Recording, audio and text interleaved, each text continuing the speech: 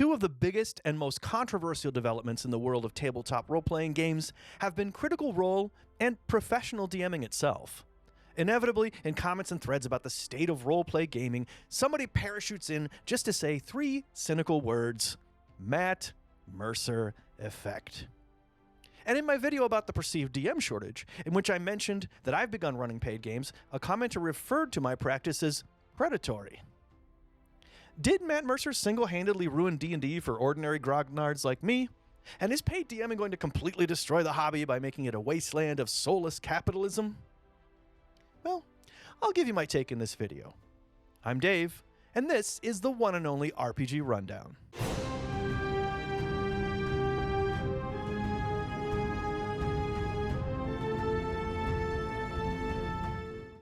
First, let's talk about Critical Role and Matt Mercer. The quality of both the voice acting and the handling of the game have made Critical Role a huge success. It's caused an influx of new players into D&D, at least judging by how it's being talked about and how many new people show up in social media and other spaces with interest in the game, citing Critical Role as the reason they're there. I've also heard this from new players at my table over the last several years. You'll now also find plenty of D&D players and DMs upset about this, and some of them coined the term Matt Mercer effect to describe a supposed phenomenon in which new players' expectations are so high from professional quality streamed gaming that no ordinary neighborhood DM could hope to entertain them. I've got to tell you, I really question how real this is, though. I have no doubt that some of the Critical Role fans who tried out D&D complained that it wasn't as awesome as they expected, but I have trouble believing that it was all or even as many as half of them. New players I've had who arrived at my game through interest in Critical Role never made this complaint. On the contrary, they seem more enthusiastic to be playing the game than other new players I've had in the past. They needed no coaxing to understand the magic of tabletop roleplay because they'd seen it. And they weren't idiots. They understood I'm not a Hollywood actor or even at that time, somebody who dealt with gaming for a living. Of course, my experience is totally anecdotal, but so is everyone else's about the Mercer effect. Not only do I question if it's real, I wonder if it isn't just plain old jealousy or feelings of being threatened. For the first time, we have what amounts to a D&D superstar. Some people are just plain going to hate that because some people hate and resent celebrity itself. What if we applied this to music? Most of us have favorite bands and musicians who make a living off of their art and craft. Does this ruin music itself for anybody who wants to pick up a guitar and learn how to play? Are these successful musicians just a cancer on music because if your friend likes Jimi Hendrix, you think he's going to automatically hate your attempts to play a guitar? And are you supposed to have nothing to aspire to as a craftsperson or artist? The fact is, the popularity of Critical Role sure seems to have brought in a lot of new players, and those players also don't seem to be leaving the game in droves either, so I suspect that Critical Role has actually been overwhelmingly good for D&D.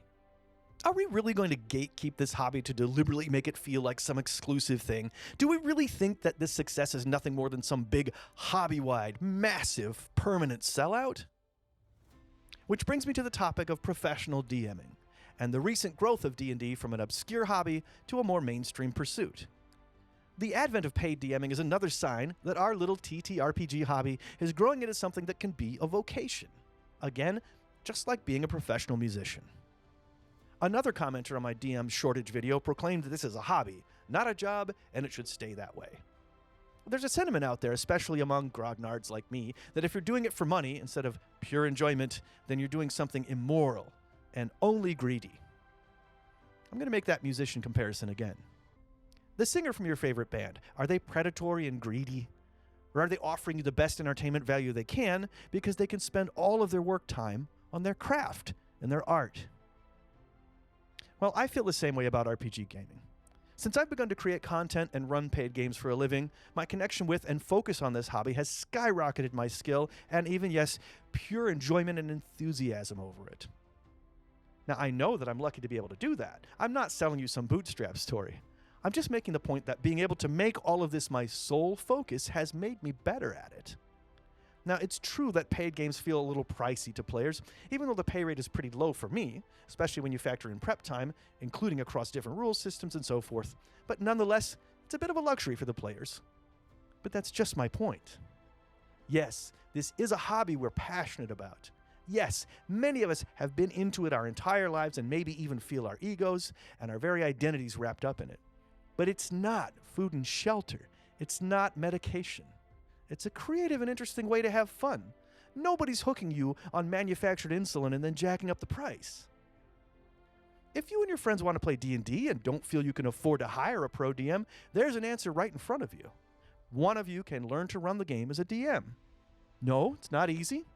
And no, WotC doesn't seem to do as much as they used to develop and encourage new DMs, and that is unfortunate. But the community does now more than ever. Check out the videos from Matt Scoville and others. I promise you, you can do this. And if you and your friends want to do this by yourselves, that's amazing. That is, in fact, how the game began, and it will probably always continue somewhere to some extent in that way. The TLDR in all of this? D&D can exist both at hobby and professional levels. After all, I can't afford to eat out at the finest restaurants in town, but I've still got the grocery store and my kitchen, and those restaurants haven't yet tried to take that away from me.